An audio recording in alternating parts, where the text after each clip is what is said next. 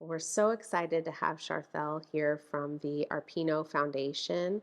It turns out that this is the centennial celebration of Mr.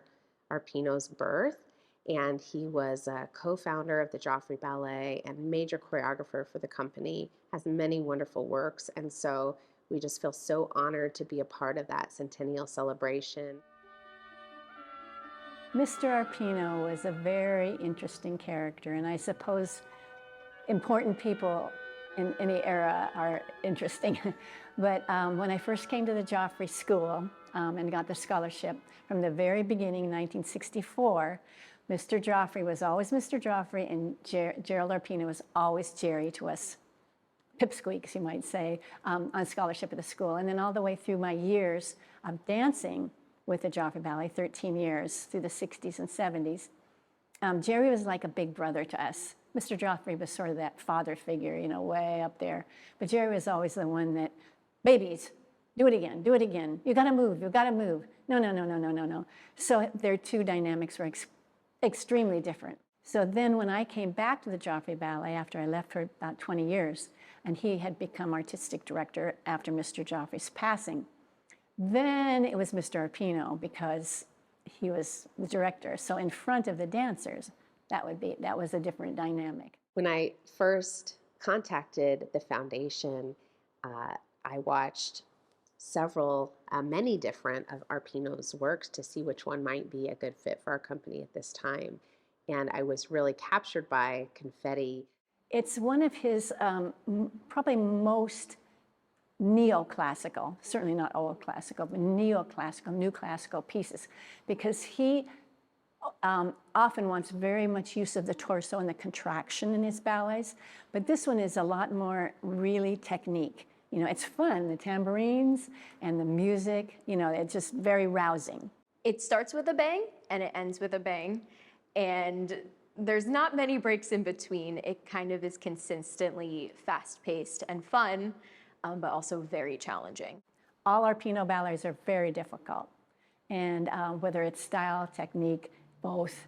But you have to really be on your center, your classical ballet center for Confetti.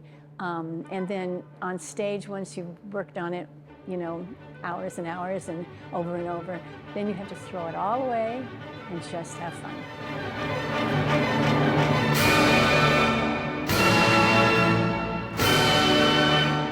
It's short, you know, it's only 12 minutes. So you're out there and you're dancing a lot, and the opening being the three couples is a little more contained, of course, and has to be very together.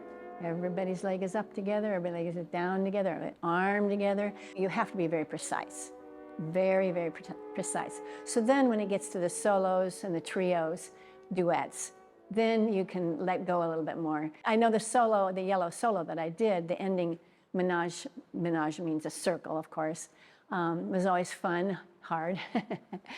Green ladies, hops on point, very hard. Pink's turns with the tambourine, you know, very hard. So yeah, but that's the joy of his ballets. Through the rehearsal process, I have discovered that I get a brief second off stage to do a quick shoe change, and immediately following that is my variation, which includes 44 hops on point. And it is towards the end of the whole piece. The only thing after that is the finale, the coda part. So by the time I get to my actual variation, my shoes are very soft and mushy from all the dancing I just did.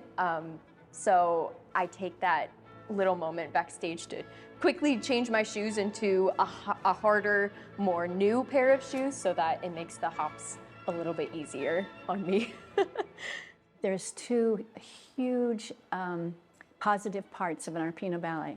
One, of course, is pleasing the audience, and they walk away. I mean, Jerry always wanted the audience to walk away with an uplifted feeling, maybe a thoughtful feeling in a few of his ballets, and a pensive feeling in a few, not as many as the more uplifting.